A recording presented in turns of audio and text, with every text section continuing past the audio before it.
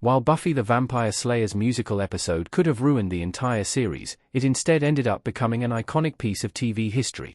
Buffy the Vampire Slayer's reboot has brought the show back into the cultural spotlight, but it is fair to say that the series has never truly left it since the show ended in 2003. For all of Buffy the Vampire Slayer's faults, the show was a huge influence on later TV shows, books, and movies, both in the fantasy genre and outside of it. Part of what made the original series so successful was its cast, and Buffy the Vampire Slayer's remake needs the original Scooby Gang to succeed as a revival. However, while disgraced series creator Joss Whedon has since been met with many allegations of creating a toxic workplace environment, the show's writing was also a major factor in its success.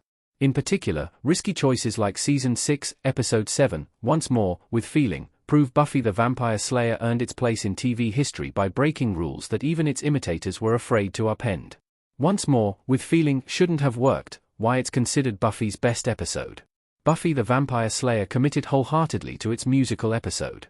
While Once More, with Feeling is Buffy the Vampire Slayer's highest-rated episode on IMDb, that doesn't mean the musical outing was always guaranteed to succeed.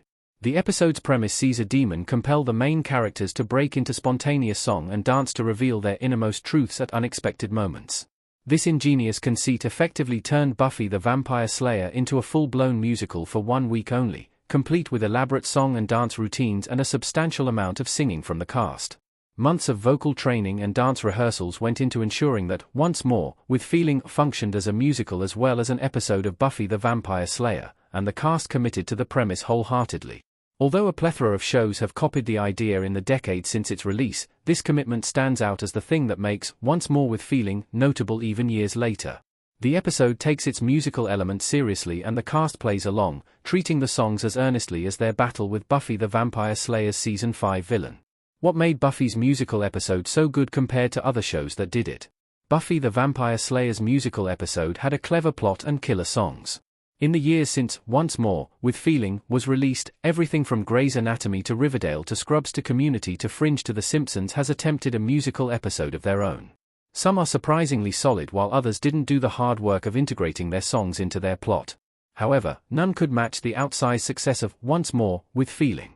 Although it is tempting to credit the clever songwriting in the Buffy the Vampire Slayer episode with this success, choreographer Adam Shankman also deserves some kudos.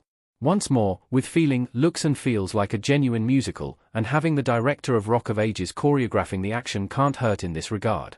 Ultimately, what makes Once More, with Feeling such a success is the fact that it is a genuine musical first and an episode of Buffy the Vampire Slayer second.